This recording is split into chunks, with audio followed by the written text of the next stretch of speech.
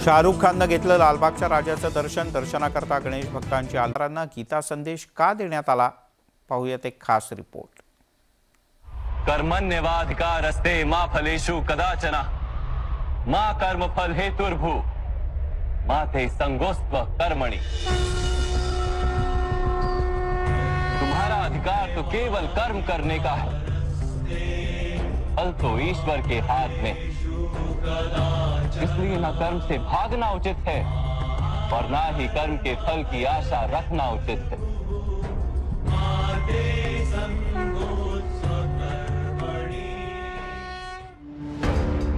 भाजपच्या वरिष्ठांनी राज्यातल्या आमदारांना हा गीता संदेश दिलाय।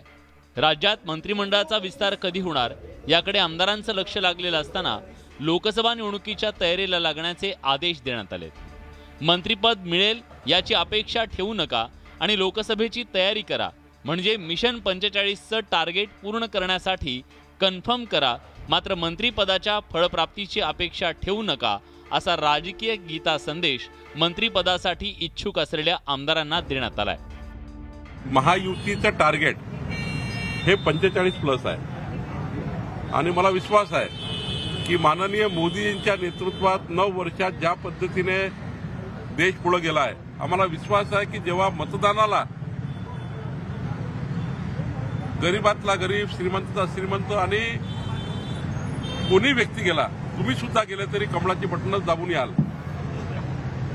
असा मला विश्वास आहे। भारतीय जनता पार्टी 365 दिवस 24 तास निवडणुकीची तयारी करत असते आणि मंत्रिमंडळ विस्ताराकडे लक्ष देऊ नका आणि कामाला लागा असा मेसेज द्यायचा, आदेश द्यायचा काही कारणच नाही।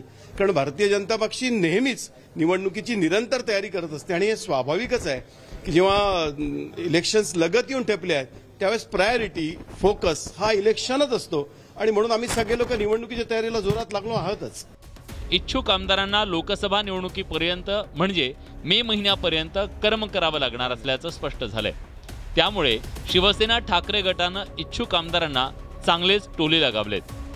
बघा, असं आहे की शेवटी हे सरकार हे फसवणुकीतून निर्माण झालेलं सरकार, पैसे मिळाले असतील पण इतर आश्वासनं पूर्ण झालेली नाही। 100% आमदार जे आहेत दोन्ही पक्षातले जे पळून गेले आहेत ते ईडी सीबीआयची भीती आणि पैसे या मोहापायी गेलेत आणि भीतीतून गेलेत। लोकसभा निवडणुकीत भाजपला सर्वाधिक जागा निवडून आणायच्या आहेत, त्यामुळे आता मंत्रिमंडळ विस्तारापेक्षा लोकसभा निवडणूक महत्त्वाची असल्याचं भाजपच्या सर्व आमदारांना सांगण्यात आल्याची खात्रीलायक माहिती सूत्रांनी दिली आहे। परिणामी मिशन 45+चं टार्गेट गाठण्यासाठी विशेष जबाबदारी देण्यात आल्यानं आता आमदारांना झपाटून कर्म करावं लागणार आहे। तुम्हारा अधिकार तो केवल कर्म करने का है, फल तो ईश्वर के हाथ में। इसलिए न कर्म से भागना उचित है और ना ही कर्म के फल की आशा रखना उचित है। तुषार रूपनवर, न्यूज 18 लोकमत, मुंबई। कोणीतरी म्हटलंच आहे की राजयोगाचा मार्ग हा कर्मयोगातून जातो। पुढ्यात पुढच्या बातमीकडे। जालना इथे उपोषणाला बसलेल्या मनोज जरांगे यांनी उपोषण सोडल्यानंतर मराठा आरक्षणाच्या मुद्द्यावरून सरकारची झालेली कोंडी सुटत असतानाच आता धनगर आरक्षणाचं प्रकरण नव्यानं पेट घेत आहे। सह्याद्रीवर धनगर आरक्षणासाठी बोलावलेल्या बैठकीत कोणताही तोडगा निघाला नाही, तर मुख्यमंत्र्यांनी बैठक सकारात्मक झाल्याचा दावा केला। सह्याद्रीवरील खलबत निष्फळ, धनगर आरक्षणाचा प्रश्न तापला, आंदोलक उपोषणावर ठाम। जालन्याला उपोषणाला बसलेल्या मनोज जरांगे पाटलांनी आपलं उपोषण सोडल्यानंतर आता मराठा आरक्षणाच्या मुद्द्यावरनं सरकारची झालेली कोंडी सुटत असतानाच आता धनगर आरक्षणाचा प्रश्न चांगलाच पेटलाय। यशवंत सेनेच्या वतीनं धनगर आरक्षणाच्या मागणीसाठी 6 सप्टेंबरपासून चौंडी इथं बेमुदत उपोषण सुरू करण्यात आलेलं आहे। या उपोषणाचा गुरुवारी 16वा दिवस होता। उपोषणाच्या पार्श्वभूमीवर मुंबईत सह्याद्री अतिथीगृहावर एक महत्त्वाची बैठक पार पडली आहे। धनगर समाजाचे कार्यकर्ते या बैठकीसाठी हजर होते। या बैठकीला स्वतः मुख्यमंत्री एकनाथ शिंदे आणि उपमुख्यमंत्री उपस्थित होते, पण ही बैठक निष्फळ ठरली आहे। संसदेच्या विशेष अधिवेशनात महाराष्ट्रातल्या धनगर समाजाचा अनुसूचित जमातीत म्हणजेच एसटी मध्ये आरक्षणासाठीचा वकहुकूम काढावा, त्याशिवाय मागे हटणार नाही असा इशारा यशवंत सेनेचे राज्यमंत्री आणि महाराष्ट्र राज्य राष्ट्रीय अध्यक्ष बाळासाहेब दोडतले यांनी दिलाय। आम्ही उपोषणावरती ठाम आहोत। आमचे कितीही बळी गेले तरी चालतील, परंतु हे उपोषण ज्या दिवशी धनगर आरक्षण अंमलबजावणीचा ठोस निर्णय होणार नाही तोपर्यंत आमचं अमर उपोषण हे चालू राहणार आहे। मुख्यमंत्र्यांनी ही बैठक सकारात्मक झाल्याचा दावा केलाय, तर आम्ही 4 राज्यांचे GR दाखवले। राज्य सरकार 2 दिवसात धनगर आणि धनगड याचा अभ्यास करण्यासाठी समिती नेमणार आहे। सरकारनं 2 महिन्यांचा वेळ मागितलाय अशी प्रतिक्रिया गोपीचंद पडळकर यांनी दिली आहे। सरकार सकारात्मक आहे, अशा प्रकारच्या सूचना निर्गमित या ठिकाणी करू आणि त्याचबरोबर हे आरक्षण त्यांना देत असताना इतर कुठल्याही समाजावर अन्याय होऊ नये, इतर कुठल्याही समाजाचं आरक्षण कमी होऊ नये अशा प्रकारची भूमिका देखील या बैठकीमध्ये चर्चेद्वारे किंबहुना सरकारची तीच भूमिका आहे। सरकारनं 2 महिन्याचा वेळ दिलाय। आता आमची 70 वर्षे गेलेली आहेत। 2 महिने म्हणजे काय, आम्हाला जास्तीचा वेळ नाही, 60 दिवस तर असे जातील। त्यामुळे 2 महिन्यामध्ये सरकार GR काढण्याच्या बाबतीमध्ये सकारात्मक आहे। ज्या काही फॉर्मॅलिटीज पूर्ण करायच्या आहेत त्यासाठी सरकारनं वेळ घेतलेला आहे।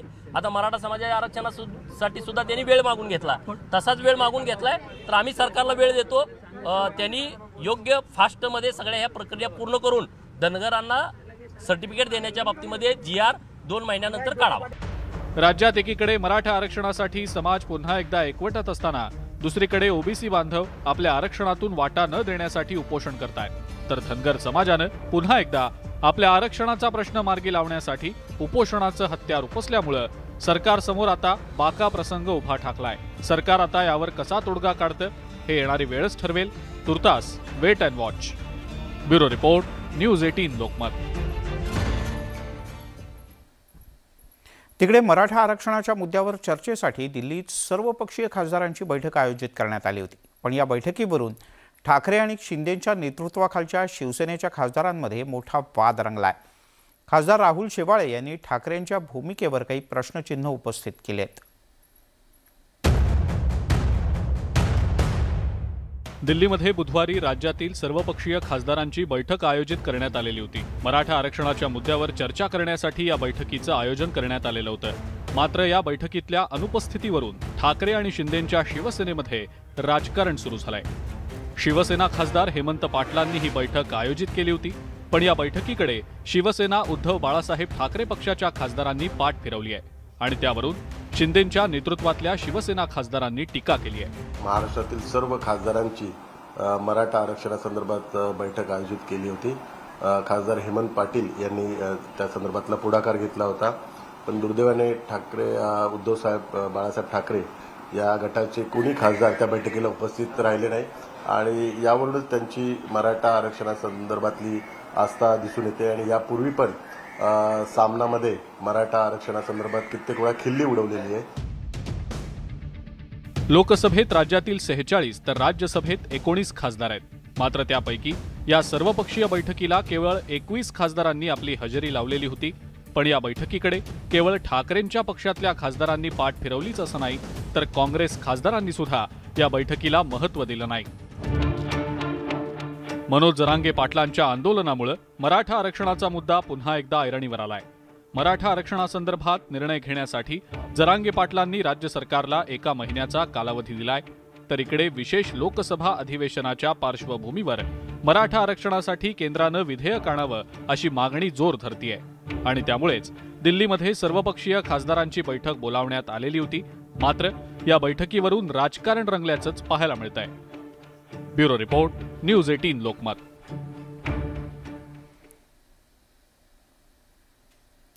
युवा सेना प्रमुख आदित्य ठाकरे यांनी कोकणाचा दौरा केला। ऐन गणेशोत्सवात हा दौरा असल्यामुळे राजकीय चर्चा सुरू होती।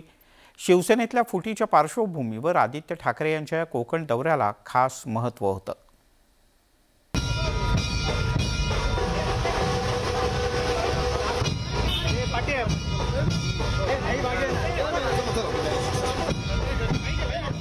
राज्यात सर्वत्र गणेशोत्सवाची धामधूम सुरू असताना युवा सेना प्रमुख आदित्य ठाकरे कोकणाच्या दौऱ्यावर आहेत। यावेळी त्यांनी सिंधुदुर्गातल्या कुडाळ विधानसभेचे आमदार वैभव नाईक यांच्या घरी जाऊन गणपतीचं दर्शन घेतलं।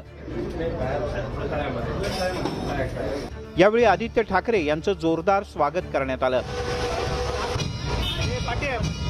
शिवसेनेतल्या फुटीनंतरही आमदार वैभव नाईक, भास्कर जाधव आणि राजन साळवी यांनी उद्धव ठाकरे यांची साथ सोडलेली नाही। या पार्श्वभूमीवर आदित्य ठाकरे यांच्या तळकोकण दौऱ्याला राजकीय महत्त्व आहे। मिशन कोकणच्या निमित्ताने आपण मिशन कोकण वगैरे नाही, आता गणपती बाप्पाच्या दर्शनासाठी आलेलो आहे। शिवसेनेतल्या फुटीमुळे कोकणातील ठाकरे आणि शिंदे समर्थक आमदारांमध्ये राजकीय संघर्ष पेटलाय। शिवसेना आमदार उदय सामंत, दीपक केसरकर आणि योगेश सावंत यांनी एकनाथ शिंदे यांच्या शिवसेनेची वाट धरली। त्यामुळेच उद्धव ठाकरे यांनी कोकणातील पक्ष संघटना मजबूत करण्यावर लक्ष केंद्रित केलंय। आज मात्र सिंधुदुर्गवासियांचं भाग्य उजळलेलं आहे। इतक्या वर्षाने का होईना गणपती बघण्यासाठी ते स्वतः सिंधुदुर्गामध्ये आले।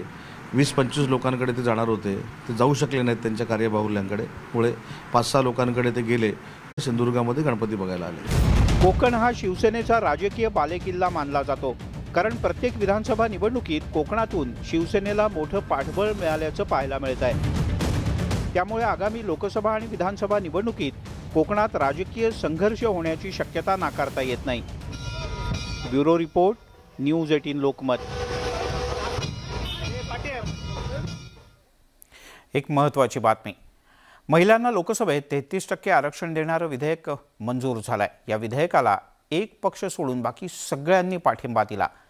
ज्या 2 खासदारांनी महिला आरक्षण विधेयकाला विरोध केला, यामध्ये महाराष्ट्रातल्या सुद्धा एका खासदाराचा समावेश आहे। पाहूयात। महिला आरक्षण विधेयक मंजूर, 2 विरुद्ध 454 मतांनी मंजूर। 2 खासदारांचा विरोध, महाराष्ट्रातील एका खासदाराचा समावेश। महिला आरक्षण विधेयकाचा देशाच्या राजकारणावर व्यापक परिणाम होण्याची शक्यता आहे। संबंधित संविधान 120वी दुरुस्ती विधेयक 2023 वर लोकसभेत तब्बल 8 तासांची चर्चा झाली। त्यानंतर लोकसभेत 2 विरुद्ध 454 मतांनी ते मंजूर केलं।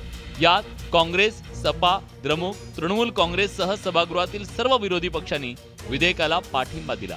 मात्र महिला आरक्षण विधेयकाच्या विरोधात कुणी मतदान केलं याची सर्वत्र चर्चा होती। हे दोन्ही खासदार MIMचे असल्याचं स्पष्ट झालंय। हैदराबादचे खासदार असदुद्दीन ओवैसी आणि संभाजीनगरचे खासदार इम्तियाज जलील असल्याचं स्पष्ट झालंय। या 2 खासदारांच्या विरोधानंतर संसदेत काही काळ गोंधळ उडाला होता। MIMनं सुचवलेल्या दुरुस्त्या आवाजी मतदानानं फेटाळल्या गेल्या। त्यानंतर ओवैसीने स्पष्ट केलं की ओबीसी आणि मुस्लिम महिलांचं संसदेतलं प्रतिनिधित्व अत्यल्प आहे। सभागृहात ओबीसी समाजाचं प्रतिनिधित्व केवळ 20% आहे, तर मुस्लिम महिलांचं प्रतिनिधित्व अवघं 4% आहे। त्यामुळे या विधेयकाला विरोध असल्याचं थेट मत हैदराबादचे खासदार असदुद्दीन ओवैसींनी मांडलंय। सिर्फ 4% मुस्लिम महिला है, तो इनका रिप्रेजेंटेशन होना चाहिए ना। बिल लाने का मकसद क्या है कि उन लोगों को लोकसभा में और स्टेट के असेंबलीज में उनको मौका मिले। जब उन्हीं का रिप्रेजेंटेशन नहीं है तो कैसा होगा। शेवटी ओवैसींनी महिला आरक्षण विधेयक हे इलेक्शन स्टंट असल्याचा टोला केंद्र सरकारला लगावत आपली नाराजी व्यक्त केली आहे। Bureau report, news 18 Lokmat. इकडे बजरंग दलानं कमाल केली आणि राहुल गांधी यांनी हमाल बनून दिल्लीत धमाल केली। राहुल गांधी यांनी हमालाचे कपडे घातले आणि डोक्यावर बॅग उचलली आणि अमिताभ बच्चन यांच्या कुली चित्रपटातल्या भूमिकेची चर्चा सुरू झाली। राहुल गांधी आणि अमिताभ बच्चन यांच्या बिल्ल्याचा नंबर सुद्धा संबंध जुळून आलाय, तर भाजपनं यावरून राहुल गांधी यांच्यावर जोरदार टीका केली।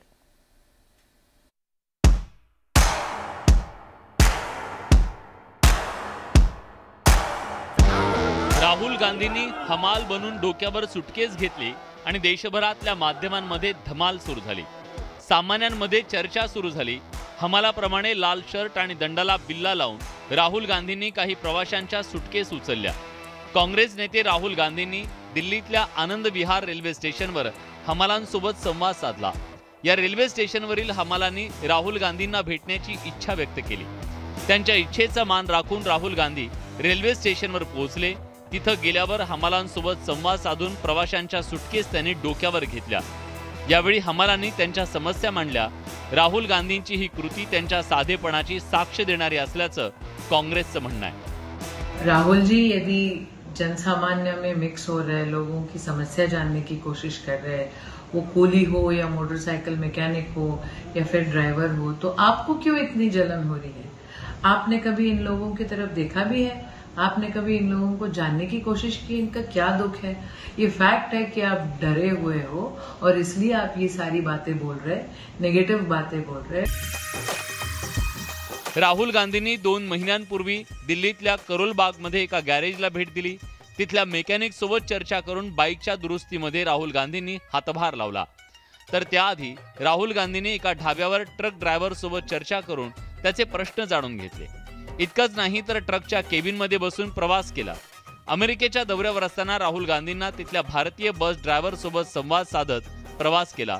तर आता हमालाप्रमाणे सुटकेस उचलून राहुल गांधी नौटंकी करतायत असा टोला भाजपने लगावलाय। राहुल गांधी आज कुल्ली बनने की नौटंकी कर रहे हैं। मैं समझता हूं यहाँ ये कुल्लियों का, मेहनत करने वाले लोगों का यहाँ ये मजाक है। राहुल गांधींच्या बिल्ल्याचा नंबर 756 होता, तर कुली सिनेमात अमिताभ बच्चन यांच्या बिल्ल्याचा नंबर 786 होता। दोन्ही बिल्ल्यातला साधर्म्य हा सुद्धा योगायोग म्हणता येईल, कारण 1983 मध्ये कुली सिनेमा प्रदर्शित झाला। त्यानंतर 1984 मध्ये अमिताभ बच्चन काँग्रेसचे खासदार झाले होते। आता राहुल गांधींनी 756 नंबरचा बिल्ला लावलाय। पुढील वर्षी निवडणूक आहेत, त्यात हा बिल्ला काय कमाल करतो हे लवकर स्पष्ट होईल। तुषार उपनवर, न्यूज 18 लोकमत, मुंबई।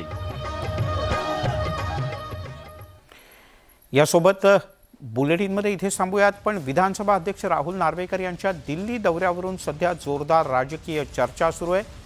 नार्वेकर दिल्लीमध्ये कायदे तज्ज्ञांच्याकडून सल्ला घेण्यासाठी गेल्याचं बोललं जात आहे, तर दुसरीकडे दौरा पूर्वनियोजित होता असं नार्वेकर यांनी ठणकावून सांगितलंय। दिल्लीत नक्की काय घडतंय किंवा घडणार आहे पहा पुढच्या काही क्षणात एका स्पेशल रिपोर्टमध्ये।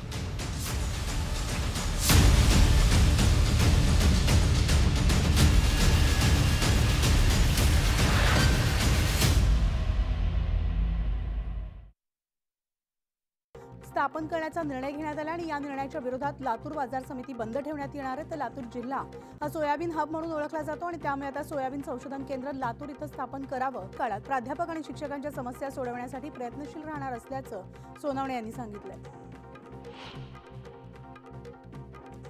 एनसीबीचे मुंबई विभागाचे माजी संचालक समीर वानखेडे यांच्या याचिकेवर आज हायकोर्टात सुनावणी होणार आहे। तर कॉर्डिलिया क्रूज प्रकरणी भ्रष्टाचार केल्याचा आरोप सीबीआयने केला आणि या प्रकरणी सीबीआयने दाखल केलेला गुन्हा रद्द करण्यासाठी वानखेडेंनी याचिका दाखल केली होती। राज्यभरामध्ये आगामी 3 ते 4 दिवसांमध्ये राज्यात पावसाची शक्यता वर्तवण्यात आलेली असून आजपासून पुण्यासह घाटमध्यावर आणि इतर काही भागांमध्ये जोरदार पाऊस होईल असा अंदाज हवामान विभागाने वर्तवला आहे। बातम्या प्रायोजक धानुका। केंद्रीय गृहमंत्री अमित शहा येत्या शनिवारी लालबागच्या राजाचं दर्शन घेणार आहेत। या दौऱ्याच्या पार्श्वभूमीवर सुरक्षेच्या तयारीला वेग आलेला आहे।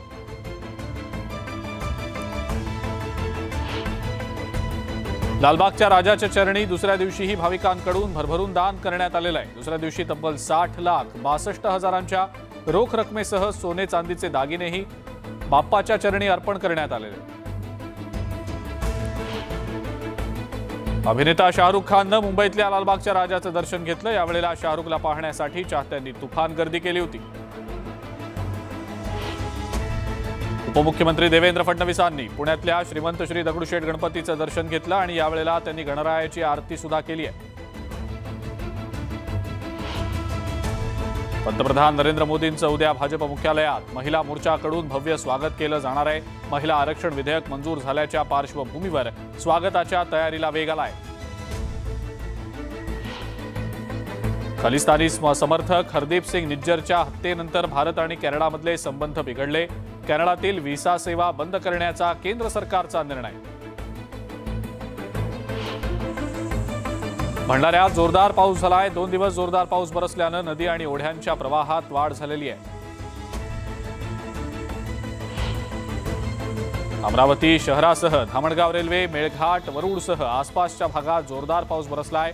पुढचे 3 दिवस मुसळधार पावसाची शक्यता वर्तवण्यात आल्यानं शेतकऱ्यांमध्ये आनंदाचं वातावरण आहे. नांदेडमध्ये पावसानं ओढ दिल्यानं कापसासह सोयाबीन पिकाला फटका बसलाय. खरीप हंगाम धोक्यात आल्यानं शेतकऱ्यांची चिंता वाढली आहे. आणि वाशिमच्या रिसोड शहरासह अनेक भागात पावसाचं जोरदार आगमन झालंय. तब्बल 15 दिवसानंतर आलेल्या पावसानं सोयाबीनला मोठा आधार मिळणार आहे.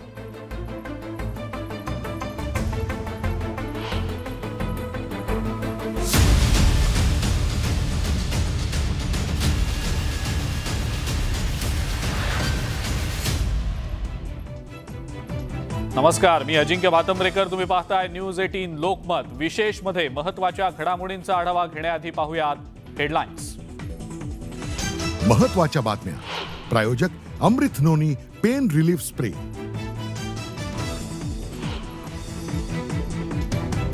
विधानसभा अध्यक्ष राहुल नार्वेकरांच्या दिल्ली दौऱ्यावरनं राजकीय वर्तुळात चर्चांना उधाण. विरोधकांच्या कायदेशीर सल्ला मसलतीचं नार्वेकरांकडून खंडन.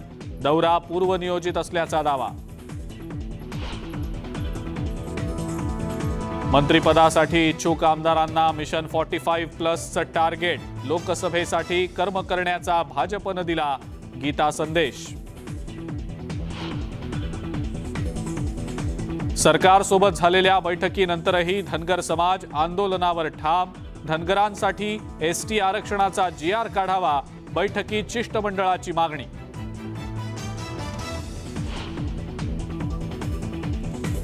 धनगर आरक्षणाच्या मुद्द्यावर सरकार सकारात्मक. कुणाच्याही आरक्षणाला धक्का न लावता आरक्षण देण्यासाठी सरकार प्रयत्नशील.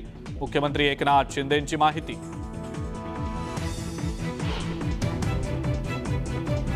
आरक्षणाच्या मुद्द्यावरून आदित्य ठाकरेंचा सरकारवर हल्लाबोल. हिम्मत असेल तर सरकारनं निवडणुका घ्याव्यात. आदित्य ठाकरेंचं सरकारला खुलं आव्हान.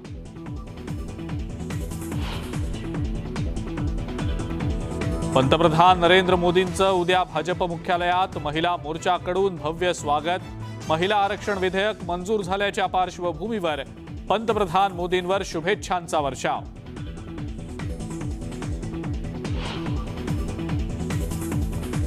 खलिस्तानी समर्थक हरदीप सिंग निज्जरची हत्या झाल्यानंतर आता भारत आणि कॅनडातले संबंध बिघडले. कॅनडातील व्हिसा सेवा बंद करण्याचा केंद्र सरकारचा निर्णय.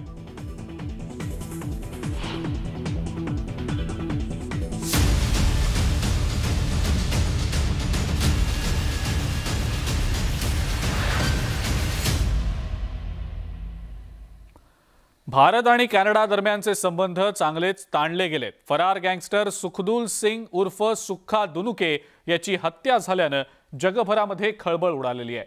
लॉरेन्स बिश्नोई गँगनं सुक्खाच्या हत्येची जबाबदारी सुद्धा घेतलेली आहे. मात्र बिश्नोई गँगनं ही हत्या का केली पाहूयात याच संदर्भातला हा विशेष रिपोर्ट.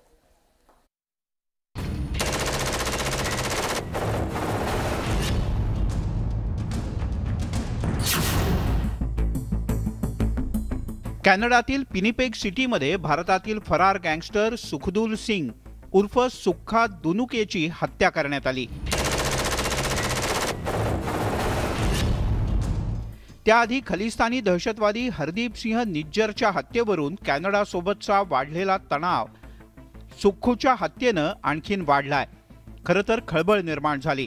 लॉरेन्स बिश्नोई गँगनं सुक्ख्याच्या हत्येची जबाबदारी स्वीकारली.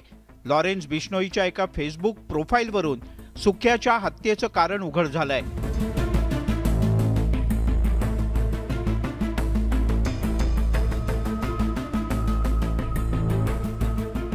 होय, सत श्री अकाल, राम राम. सुक्खा दुनिकाच्या बबिहा ग्रुपचा प्रभारी असलेल्याची कॅनडातल्या विनिपेगमध्ये हत्या करण्यात आली आहे. लॉरेन्स बिश्नोई ग्रुप त्याची जबाबदारी घेत आहे. आमचे भाऊ गुरलाल ब्रार आणि विक्की मिद्दुखेडा यांच्या हत्येतही त्यांचा हात होता. त्यानं संदीप नांगल अंबियाचाही खून केला होता. पण आता त्याला त्याच्या पापाची शिक्षा मिळाली आहे.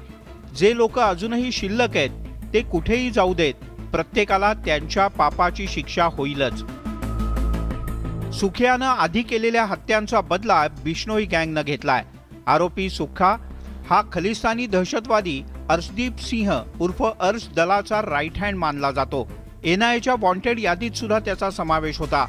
सुखा कॅनडामध्ये बसून भारतातल्या त्याच्या गँगच्या गुंडांमार्फत अपहरण आणि खंडणी उकळण्याचं काम करायचा. मात्र बिश्नोई गँगनं त्याचा खात्मा केलाय. बिश्नोई गँगनं काळवीट शिकार प्रकरणात अभिनेता सलमान खानला सुद्धा जीवे मारण्याची धमकी दिली होती. यानंतर बिश्नोई गँगचे अनेक कारनामे समोर आले. मात्र कॅनडातल्या हत्येची जबाबदारी घेऊन बिश्नोई गँगनं मोठाच धमाका केलाय.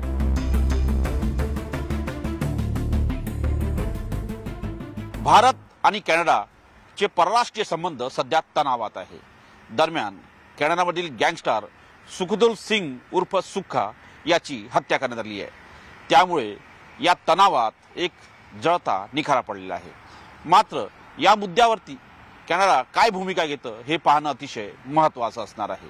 नवी दिल्लीहून जर्नलिस्ट प्रल्हादसह प्रशांत नामदास, न्यूज 18 लोकमत.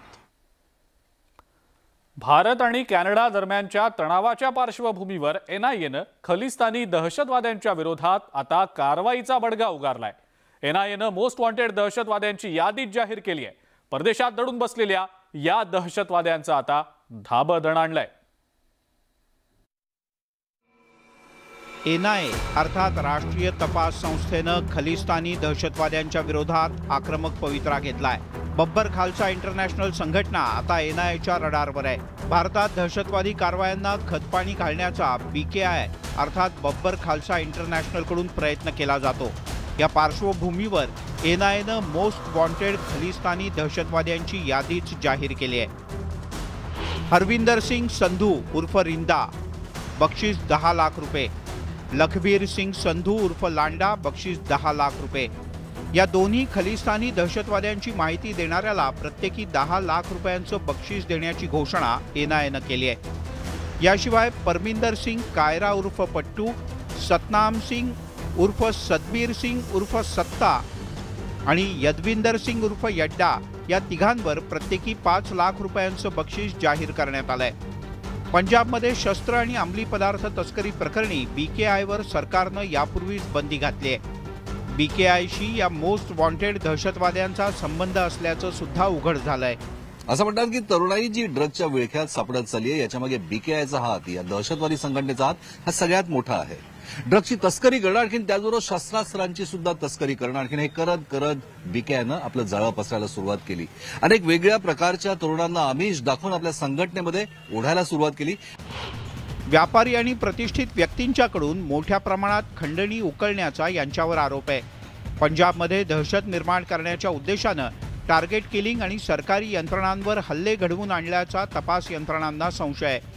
तसंच BKIसाठी तरुणांची भरती करण्याची या दहशतवाद्यांवर जबाबदारी होती. आता एनआयएनं आक्रमक भूमिका घेतली आहे. एनआयएला BKIचं या दहशतवाद्यांना पकडणं, त्यांचं कंबरडं मोडणं अत्यंत आवश्यक आहे. कारण हे केलं तरच कॅनडासोबत सुद्धा आपले संबंध हे अधिक सुधारू शकतील. एनआयएनं जारी केलेल्या यादीतील मोस्ट वॉन्टेड दहशतवादी विविध देशात आश्रयाला आहेत. काही जण अमेरिका, कॅनडा, ऑस्ट्रेलिया तर काही जण ब्रिटनमध्ये असल्याची माहिती आहे. परदेशात बसून ते भारतात दहशतवादी कारवाया करत असल्याचा तपास यंत्रणांना संशय आहे.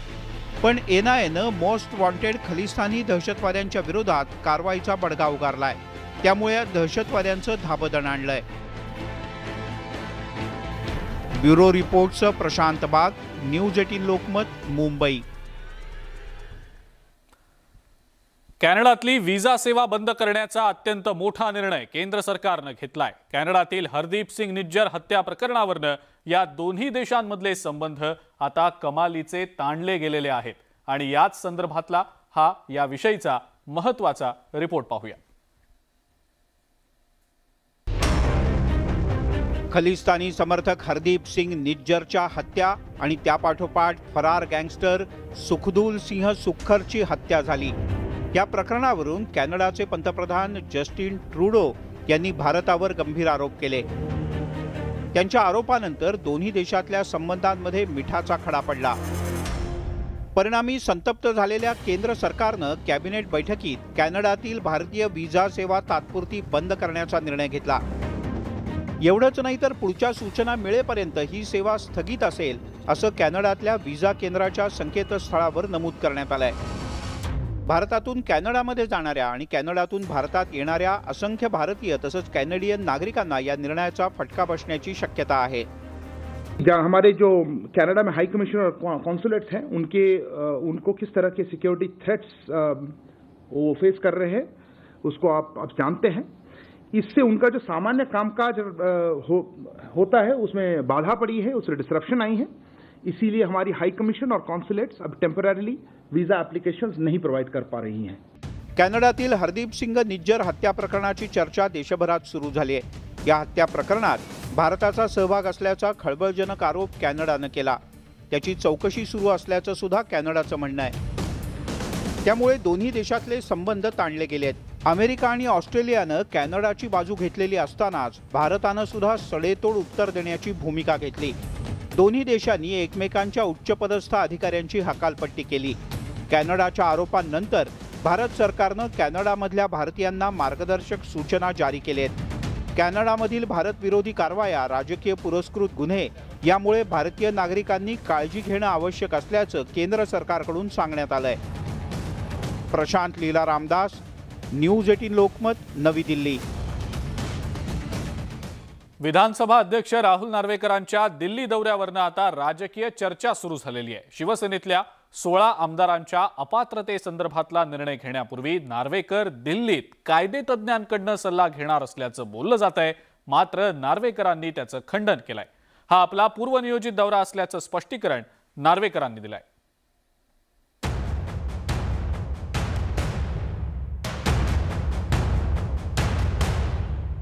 शिवसेना 16 आमदारांच्या अपात्रता प्रकरणी आता सुनावणीला वेग येणार आहे। तसंच या प्रकरणी निर्णय घेण्यापूर्वी विधानसभा अध्यक्ष राहुल नार्वेकर दिल्लीत कायदे तज्ञांशी सल्लामसलत करण्याची शक्यता वर्तवली जाते। मात्र त्यावर नार्वेकरांनी हे उत्तर दिलंय। माझा हा पूर्वनियोजित दौरा आहे आणि अनेक कार्यक्रम बैठका आहेत, त्यात मी सहभाग घेणार असल्या कारणाने मी दिल्लीला जात आहे। विधानसभा अध्यक्षांकडून वेळकाढूपणा केला जात असल्याचा दावा उद्धव ठाकरेंकडून सुप्रीम कोर्टात करण्यात आला। ठाकरेंच्या याचिकेवर सुनावणी करताना सुप्रीम कोर्टानं विधानसभा अध्यक्षांना खडेबोल सुनावले होते। तसंच विधानसभा अध्यक्षांना आमदार अपात्रतेच्या सुनावणी संदर्भात वेळापत्रक देण्याचा आदेश दिला। या पार्श्वभूमीवर आमदार अपात्रता प्रकरणी विधानसभा अध्यक्षांकडून उद्धव ठाकरे आणि एकनाथ शिंदेंना नोटीस पाठवली जाण्याची शक्यता आहे। उद्धव ठाकरे हे विधानसभेचे सदस्य नाहीत तरी त्यांना अशा पद्धतीची नोटीस का टाकली त्याचाही प्रश्न। कारस्थान, वेळकाढूपणा,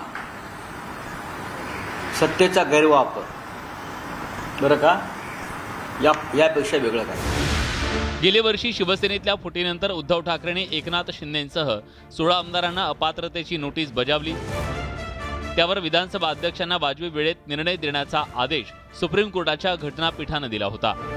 मात्र कोर्टाच्या आदेशाला 4 महिन्याचा कालावधी उलटूनही आमदार अपात्रतेचा निर्णय काही लागला नाही। मात्र सुप्रीम कोर्टानं त्याची गंभीर दखल घेतल्यानं विधानसभा अध्यक्षांकडून हालचालींना वेग आलाय। Bureau report, news 18 Lokmat. मंत्रिपदाची अपेक्षा बाळगून असलेल्या आमदारांना भाजपनं गीता संदेश दिलेला आहे। लोकसभा निवडणुकीच्या आधी आमदारांना हा गीता संदेश का देण्यात आलेला आहे, पाहुयात त्याच विषयीचा हा रिपोर्ट। कर्मण्येवाधिकारस्ते मा फलेषु कदाचन मा कर्मफल हेतुर्भू मा ते संगोस्त्व कर्मणि। तुम्हारा अधिकार तो केवल कर्म करने का है, फल तो ईश्वर के हाथ में। इसलिए ना कर्म से भागना उचित है और ना ही कर्म के फल की आशा रखना उचित है।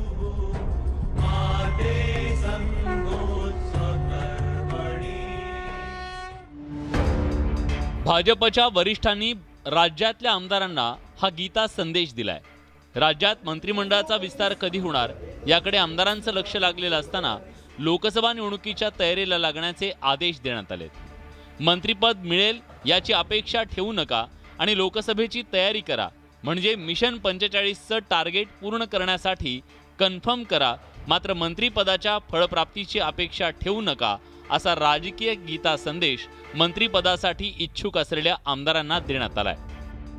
महायुतीचं टार्गेट हे 45+ आहे आणि मला विश्वास आहे की माननीय मोदींच्या नेतृत्वात 9 वर्षात ज्या पद्धतीने देश पुढे गेला आहे. आम्हाला विश्वास आहे की जेव्हा मतदानाला गरीबातला गरीब, श्रीमंतचा श्रीमंत आणि कोणी व्यक्ती गेला, तुम्ही सुद्धा गेले तरी कमळाची बटणच दाबून याल असा मला विश्वास आहे. भारतीय जनता पार्टी 365 दिवस 24 तास निवडणुकीची तयारी करत असते आणि मंत्रिमंडळ विस्ताराकडे लक्ष देऊ नका आणि कामाला लागा असा मेसेज द्यायचा, आदेश द्यायचा काही कारणच नाही. कारण भारतीय जनता पक्ष नेहमीच निवडणुकीची निरंतर तयारी करत असते आणि हे स्वाभाविकच आहे की जेव्हा इलेक्शन्स लगत येऊन ठेपले आहेत त्यावेळेस प्रायोरिटी, फोकस हा इलेक्शनच असतो आणि म्हणून आम्ही सगळे लोक निवडणुकीच्या तयारीला जोरात लागलो आहोतच. इच्छुक आमदारांना लोकसभा निवडणुकीपर्यंत म्हणजे मे महिन्यापर्यंत कर्म करावं लागणार असल्याचं स्पष्ट झालंय. त्यामुळे शिवसेना ठाकरे गटानं इच्छुक आमदारांना चांगलेच टोले लगावलेत. बघा, असं आहे की शेवटी हे सरकार हे फसवणुकीतून निर्माण झालेलं सरकार. पैसे मिळाले असतील पण इतर आश्वासनं पूर्ण झालेली नाही. 100% आमदार जे आहेत दोन्ही पक्षातले जे पळून गेले आहेत ते ईडी सीबीआयची भीती आणि पैसे या मोहापायी गेलेत आणि भीतीतून गेलेत.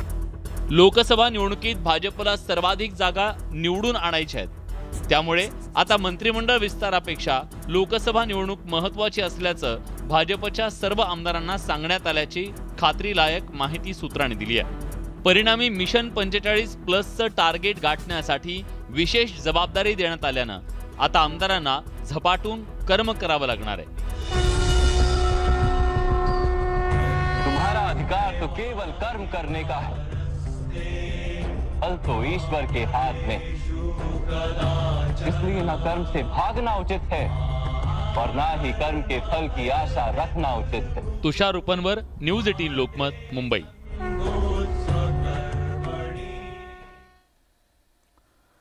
महिलांना 33% आरक्षण देणारं विधेयक लोकसभेमध्ये मंजूर झालंय आणि या विधेयकाला एक पक्ष सोडून इतर सगळ्या पक्षांनी पाठिंबा दिलाय. ज्या 2 खासदारांनी महिला आरक्षण विधेयकाला विरोध केलाय त्यामध्ये महाराष्ट्रातल्या एका खासदाराचाही समावेश आहे. महिला आरक्षण विधेयक मंजूर, 2 विरुद्ध 454 मतांनी मंजूर. 2 खासदारांचा विरोध, महाराष्ट्रातील एका खासदाराचा समावेश. महिला आरक्षण विधेयकाचा देशाच्या राजकारणावर व्यापक परिणाम होण्याची शक्यता आहे. संबंधित संविधान 120वी दुरुस्ती विधेयक 2023 वर लोकसभेत तब्बल 8 तासांची चर्चा झाली. त्यानंतर लोकसभेत 2 विरुद्ध 454 मतांनी ते मंजूर केलं. यात काँग्रेस, सपा, द्रमुक, तृणमूल काँग्रेससह सभागृहातील सर्व विरोधी पक्षांनी विधेयकाला पाठिंबा दिला. मात्र महिला आरक्षण विधेयकाच्या विरोधात कुणी मतदान केलं याची सर्वत्र चर्चा होती. हे दोन्ही खासदार MIMचे असल्याचं स्पष्ट झालंय. हैदराबादचे खासदार असदुद्दीन ओवैसी आणि संभाजीनगरचे खासदार इम्तियाज जलील असल्याचं स्पष्ट झालंय. या 2 खासदारांच्या विरोधानंतर संसदेत काही काळ गोंधळ उडाला होता. MIMनं सुचवलेल्या दुरुस्त्या आवाजी मतदानानं फेटाळल्या गेल्या. त्यानंतर ओवैसीने स्पष्ट केलं की ओबीसी आणि मुस्लिम महिलांचं संसदेतलं प्रतिनिधित्व अत्यल्प आहे. सभागृहात ओबीसी समाजाचं प्रतिनिधित्व केवळ 20% आहे, तर मुस्लिम महिलांचं प्रतिनिधित्व अवघं 4% आहे. त्यामुळे या विधेयकाला विरोध असल्याचं थेट मत हैदराबादचे खासदार असदुद्दीन ओवैसींनी मांडलंय. सिर्फ 4% मुस्लिम महिला है तो इनका रिप्रेजेंटेशन होना चाहिए ना. बिल लाने का मकसद क्या है कि उन लोगों को लोकसभा में और स्टेट के असेंबलीज में उनको मौका मिले. जब उन्हीं का रिप्रेजेंटेशन नहीं है तो कैसा होगा. शेवटी ओवैसींनी महिला आरक्षण विधेयक हे इलेक्शन स्टंट असल्याचा टोला केंद्र सरकारला लगावत आपली नाराजी व्यक्त केली आहे. Bureau report, news 18 Lokmat. विशेष मध्ये आता वेळ झाली आहे एका ब्रेकची. बघत रहा न्यूज 18 लोकमत.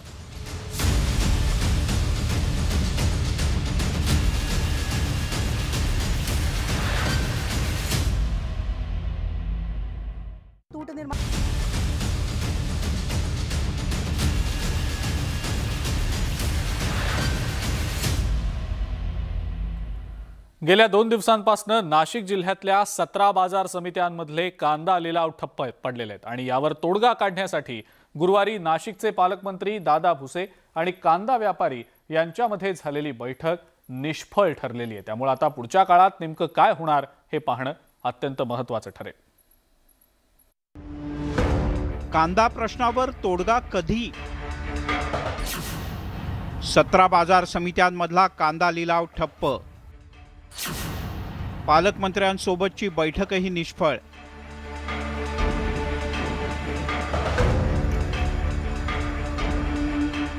कांद्यावर लावण्यात आलेलं 40% निर्यात शुल्क तातडीनं मागे घ्यावं, बाजार समित्यांची फी कमी करावी यासह विविध मागण्यांसाठी बुधवारपासून नाशिक जिल्ह्यांमधल्या तब्बल 17 बाजार समित्यांमधल्या कांदा व्यापाऱ्यांनी लिलाव बंद पाडलेत. या सगळ्यावर तोडगा काढण्यासाठी पालकमंत्री दादा भुसे यांच्या अध्यक्षतेखाली कांदा व्यापारी असोसिएशनचे पदाधिकारी, कृषी उत्पन्न बाजार समितीचे संचालक आणि नाफेडच्या अधिकाऱ्यांची नाशिकच्या जिल्हाधिकारी कार्यालयात एक बैठक पार पडली. पण या बैठकीत कोणताही तोडगा निघू शकला नाही. नाशिक जिल्ह्यामध्ये मोठ्या प्रमाणात कांदा उत्पादक शेतकरी बांधव असल्यामुळे कांद्याचं शेतकरी बांधवांचं नुकसान होणार नाही या दृष्टिकोनातून आपण कांदा खरेदी सुरू करावी असं त्यांना विनंती आवाहन करण्यात आलेलं आहे. सध्या सणासुदीचे दिवस असल्यानं व्यापाऱ्यांनी बंद मागे घ्यावा असं आवाहन पालकमंत्र्यांकडून करण्यात आलं.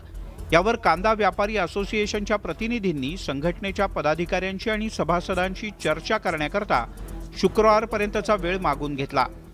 लिलाव सुरू न झाल्यास व्यापाऱ्यांवर कारवाई करण्यात येईल असा आदेश यापूर्वीच देण्यात आलाय. मात्र व्यापाऱ्यांनी आपले परवाने जमा केले असून कुठल्याही प्रकारच्या कारवाईला सामोरं जाण्यासाठी ते तयार आहेत. सरकारने जे नाफेड आणि NCCF मार्फतची खरेदी करून आणि देशावरला जिथं आम्ही माल पाठवतो तिथंच ते विक्रीला पाठवून आणि आम्ही आमच्यापेक्षा 5 रुपये कमी भावाने ते विकत असल्यामुळं आम्ही व्यापार करू शकत नाही, आम्ही नुकसानीत व्यापार करू शकत नाही, म्हणून आम्ही त्यांना व्यापार करण्यास असमर्थ आहे असं सांगून आम्ही आमचे परवाने स्वतःहून त्यांना परत जमा करून दिले. व्यापाऱ्यांवर कारवाईची टांगती तलवार कायम असली तरी व्यापारी संपाच्या निर्णयावर ठाम आहेत. त्यामुळे सरकार आता या सगळ्यावर कसा तोडगा काढतं आणि व्यापाऱ्यांना दिलासा मिळतो का हे पाहणं महत्त्वाचं आहे. मात्र लिलाव ठप्प झाल्यानं कांदा उत्पादक शेतकऱ्यांची मात्र सगळीकडूनच कोंडी होतीये. व्हिडिओ जर्नलिस्ट हेमंत बागुलसह लक्ष्मण घाटोळ, न्यूज 18 लोकमत, नाशिक. आणि या सगळ्या महत्त्वाच्या बातम्यांसोबतच विशेषमध्ये आता वेळ झाली आहे इथंच थांबण्याची. ताज्या बातम्या आणि अपडेट्ससाठी बघत राहा फक्त न्यूज 18 लोकमत.